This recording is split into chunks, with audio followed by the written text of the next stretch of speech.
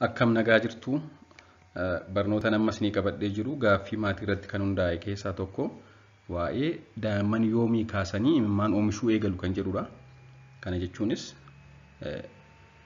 yoo akka dhalataniin imimmaan irratti argine yookaan akka dhalatanii yeroo bu'an yoo imimmaan qabaatan maal goona rakkoo qabaa kuni kan jedhuu fi akkasumas immoo fakkeenyaaf yoo ija tokko qofaa irratti mul'ate rakkoo qabaa akkasumas yoo hanga ji'a torbatti imimmaan hin qabaatiin turan rakkoo qabaa kan jedhudha. Mee akka armaan gadiitti hordofaa. Akkuma beekamu daa'imman torban muraasa jalqabaa yeroo bu'an imimmaan irratti hin mul'atu. Kana gaa hundi keenya beekna daa'imman torban muraasa jalqabaa yeroo bu'an iji isaanii imimmaan hin qabu jechuudha. Sababni isaas daa'imman yeroo dhalatanitti sadarkaan guddina xannacha imimmaanii yookaan xannachi imimmaan oomishu sadarkaan guddina ga'umsa isaa kan imimmaan oomishuu danda'u waan hin taaneefidha. Haa ta'u malee mul'achuu haadhiisuyyuu malee hanga xiqqoo ija isaanii jiisuuf isaan fayyadu garuu ni oomisha.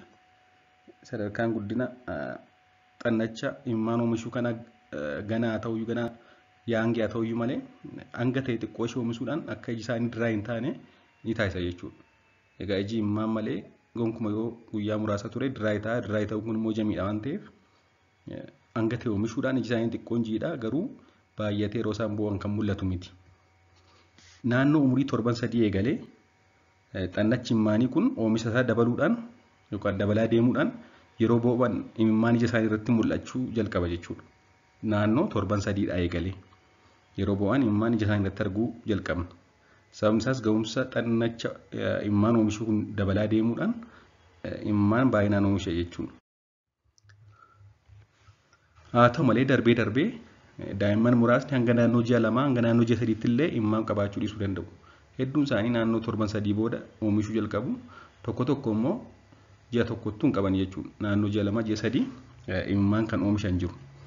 Haa ta'u malee kanneen armaan gadii yoo jiraatan jechuunis ji'a jalqabaa dhangala'aa akka imimmaanii godhachuun iji isaanii yoo diimatee jiraate, iitee yoo jiraate akkasumas immoo naannoo ji'a 3 imimmaan godhachuu hin eegalle yoo ta'e kana malees immoo naannoo ji'a 3 kana imimmaan godhachuu eegalanii haa ta'u malee iji isaanii tokko qofatu imimmaan qabate ogeessa fayyaa ilaalchisuun barbaachisaadha. Sababni isaas kanneen armaan gadii keessa tokko ta'uu danda'a waan ta'eef. Egaa hanga naannoo ji'a 3tti imimmaan qabaachuu dhiisuu danda'u jenneerra. Sanaa booddee garuu qabaachuu qabu. Akkasumas immoo torban 2 jalqabaa fa'aa yeroo hedduu imimmaan godhachuu hin qaban. Torban 1 torban 2 keessatti dhangala'aa ija isaanii irra jiraate maal ta'uu danda'a jechuudha kuni. Ni jalqaban madaa'uu ijaa yookaan konjaaktivaayitis niyoonaatal konjaaktivaayitis jedhamudha. Daa'imman tokko torban muraasa jalqabaa sababa baakteeriyaa vaayirasii irraa madduun iji isaanii dhangala'aa furdaa fi walqabataa ta'e godhachuun iji diimachuun akkasumas iji isaanii dhiita'uu fi kan kana fakkaatu qabaachuun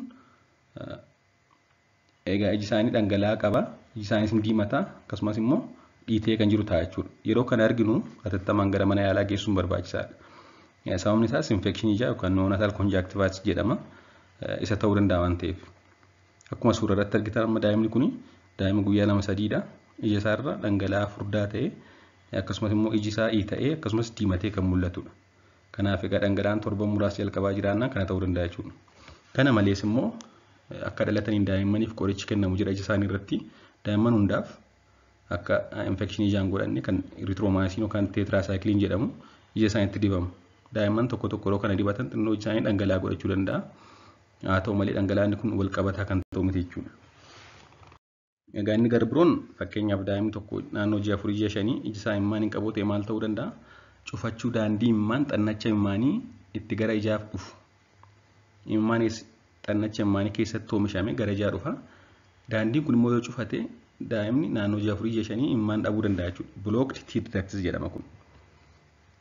Cufachuun daandii itti imimmaan xannacha imimmaanii irraa gara ijaatti ittiin deemu kun wantoota daa'imni ji'a 3 booda osoo imimmaan hin qabaatiin akka turu taasisan keessaa isa tokkodha. Umurii kanatti wanti kun akkaataa itti ogeessi fayyaa nutti agarsiisuun daandii sana sukkuumuun kan fayyudha. Erga guddatanii booddee cufachuun daandii kun sababa adda addaan dhufuu danda'a. Haa ta'u malee kan yeroo ijoollummaa yookaan akka dhalataniin kan dhufu kun yeroo hedduu ofuma isaa deebi'ee kan fooyya'udha. Akkasumas immoo maasaajii yookaan xiqqoo sukkuumuudhaan ofuma isaa deebi'ee dhiisa. Akkaataa ogeessi fayyaa nutti agarsiiseen daa'ima keenyaaf yoo sukkuumne ni fayya jechuudha. Haa ta'u malee jalqaba garuu ji'a 3 booda turuun dhibee akka ta'e beekuu qabna. Daa'imni naannoo ji'a 3 imimmaan godhachuu qaba jechuudha. Haa ta'u malee sukkuumuu kanaan yookaan maasaajii kanaan kan hin deebine yoo ta'e imimmaan kan hin godhanne yoo ta'e ogeessi fayyaa ijaa daandii sana sirreessuu ni danda'a jechuudha. Open gochuu danda'a daandii imimmaan ittiin xannacha imimmaan irraa gara ijaa dhufu. Inni kun egaa suuraan yoo ilaalle isa kanadha. Imimmaan xannacha imimmaanii biratti keessatti oomishame karaa daandii kanaa gara ijaa dhufa. Daandiin kun immoo bilookdi ta'ee jira taanaan xannachi imimmaan oomishuu malee iji isaanii imimmaan dhabuu danda'a jechuudha. Kanaaf egaa naannoo bilookdi jedhu kana naannoo kana yoo sukkuumne funyaan isaanii karaa keessaa jechuudha. Yoo sukkuumne wanti kun ofuma isaa deebi'ee kan fayyadu jechuudha daa'immaniif. Haa ta'u malee akkaataa itti ogeessi nutti agarsiiseen ta'uu qaba. Yoo sukkuumuun yookaan maasajiin fayyuu dide ogeessi fayyaa ijaa ishee kana lilmee qal'oodhaan fayyadamuudhaan kan open godha jechuudha. Inni garbiraan egaa cufachuu daandii imimmaan gara ittiin ijaa dhufu qofa osoo hin ta'in dhibeewwan ijaa kanneen biroo kanneen akka strabismas, cataract, retrobinastoma, glaucoma fi kanneen biroo mallattoo itti beekamaniin dabalata akka iji daa'immanii imimmaan hin godhanne gochuun ni danda'u.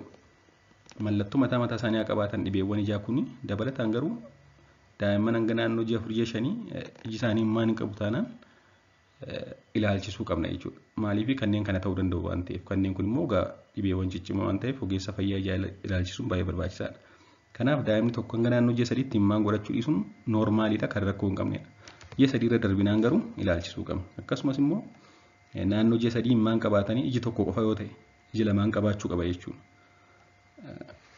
Akka waliigalaatti barnoota maatiif qopheesse kanadha. Waan na dhaggeeffattaniif hedduu galatooma. Turtii gaarii.